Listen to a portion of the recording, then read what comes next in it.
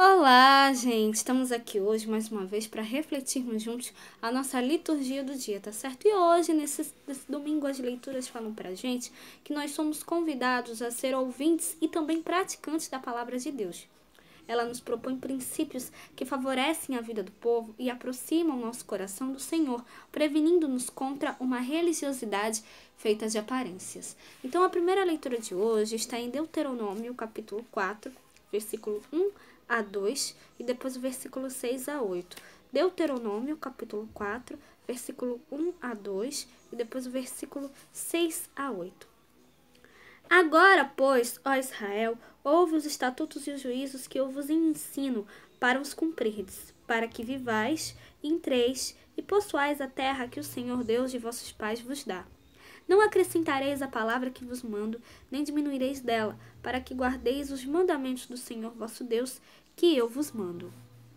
Guardai-os, pois, e fazei-os, porque esta será a vossa sabedoria e o vosso entendimento perante os olhos dos povos, que ouvirão todos esses estatutos e dirão: esse grande povo só é gente sábia e entendida.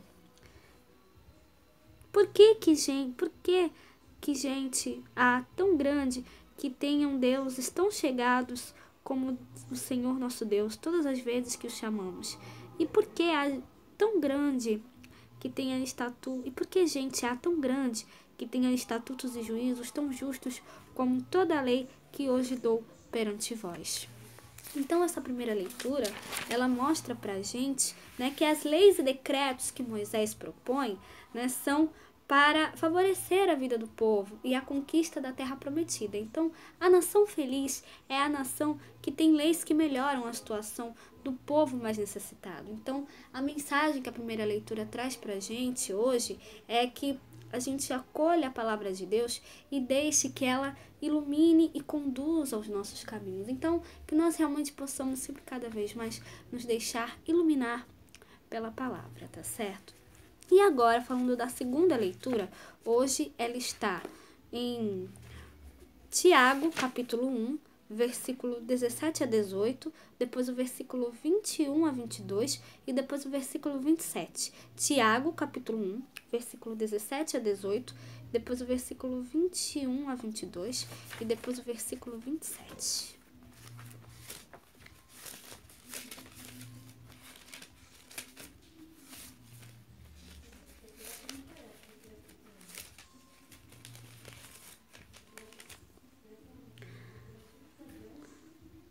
Toda boa dádiva e todo dom perfeito vem do Filho, descendo do Pai das luzes, em quem não há mudança nem sombras de variação.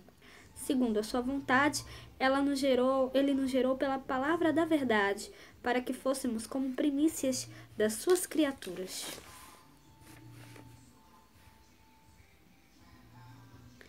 Pelo que, rejeitando toda a imundícia e superfluidade de malícia, recebei com mansidão a palavra em vós exertada, a qual pode salvar as vossas almas. E sede cumpridores da palavra, e não somente ouvintes, enganando-vos com falsos discursos.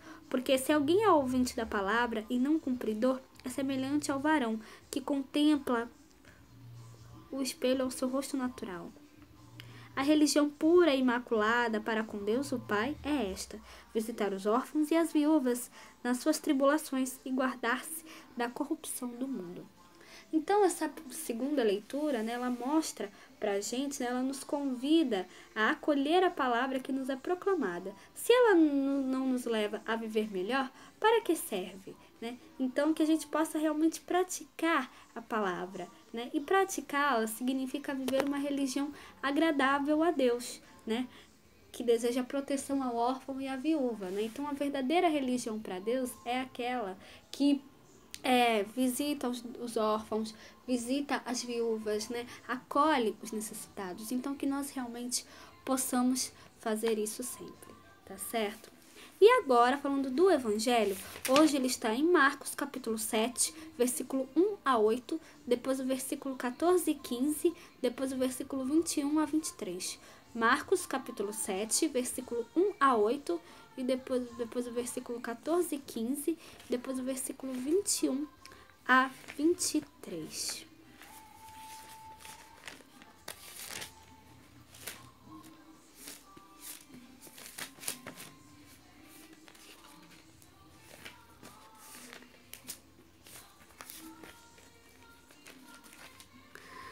Ajuntaram-se a Jesus os fariseus e alguns dos escribas que tinham vindo de Jerusalém.